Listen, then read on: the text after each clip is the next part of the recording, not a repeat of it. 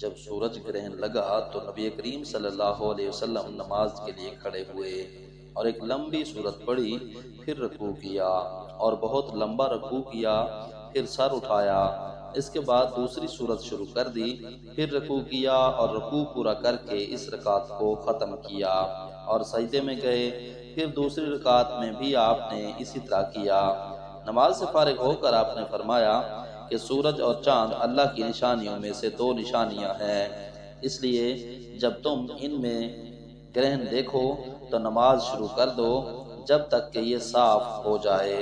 اور دیکھو میں نے اپنی اسی جگہ سے ان تمام چیزوں کو دیکھ لیا ہے جن کا مجھ سے وعدہ ہے، یہاں تک کہ میں نے یہ بھی دیکھا کہ میں جنت کا ایک خوشہ لینا چاہتا ہوں۔ ابھی تم لوگوں نے دیکھا ہوگا کہ میں آگے بڑھنے لگا تھا اور میں نے دوزخ بھی دیکھی، اس حالت میں کہ بعض آگ کو کھائے جا رہی تھی۔ تم لوگوں نے دیکھا ہوگا کہ جہنم کے اس ہولناک منظر کو دیکھ کر میں پیچھے ہٹ گیا تھا۔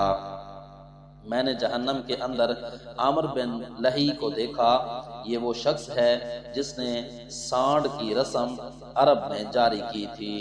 صحیح بخاری حدیث نمبر 1212۔ نبی کریم صلی اللہ علیہ وسلم نے ایک دفعہ مسجد میں قبلہ کی طرف رینٹ دیکھی، آپ مسجد میں موجود لوگوں پر بہت ناراض ہوئے اور فرمایا کہ اللہ تعالیٰ تمہارے سامنے ہے، اس لیے نماز میں تھوکا نہ کرو، یا یہ فرمایا کہ رینٹ نہ نکالا کرو۔ پھر آپ اترے اور خود ہی اپنے ہاتھ سے اسے کھرچ ڈالا۔ ابن عمر رضی اللہ عنہما نے کہا کہ جب کسی کو تھوکنا ہے ضروری ہو تو اپنی بائیں طرف تھوک لے۔ صحیح بخاری حدیث نمبر 1213۔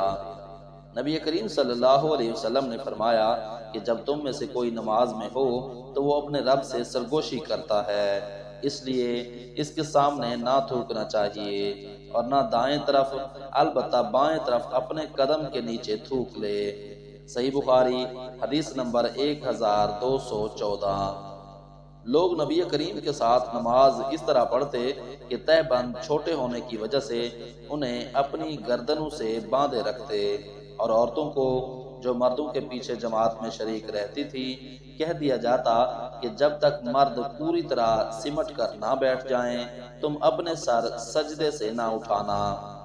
صحیح بخاری حدیث نمبر 1215۔ ابتدائی اسلام میں نبی کریم جب نماز میں ہوتے تو میں آپ کو سلام کرتا تو آپ جواب دیتے تھے، مگر جب ہم حبشہ سے جہاں ہجرت کی تھی واپس آئے تو میں نے پہلے کی طرح نماز میں سلام کیا، مگر آپ نے کوئی جواب نہیں دیا، کیونکہ اب نماز میں بات چیت وغیرہ کی ممانعت نازل ہو گئی تھی، اور فرمایا کہ نماز میں اس سے مشغولیت ہوتی ہے۔ صحیح بخاری حدیث نمبر 1216۔ رسول اللہ صلی اللہ علیہ وسلم نے مجھے اپنی ایک ضرورت کے لیے غزوہ بنی مستلق میں بھیجا، میں جا کر واپس آیا، میں نے کام پورا کر دیا تھا، پھر میں نے نبی کریم صلی اللہ علیہ وسلم کی خدمت میں حاضر ہو کر آپ کو سلام کیا، لیکن آپ نے کوئی جواب نہیں دیا۔ میرے دل میں اللہ جانے کیا بات آئی اور میں نے اپنے دل میں کہا کہ شاید رسول اللہ مجھ پر اس لیے خفا ہیں کہ میں دیر سے آیا ہوں۔ میں نے پھر دوبارہ سلام کیا اور جب اس مرتبہ بھی آپ نے کوئی جواب نہ دیا تو اب میرے دل میں پہلے سے بھی زیادہ خیال آیا۔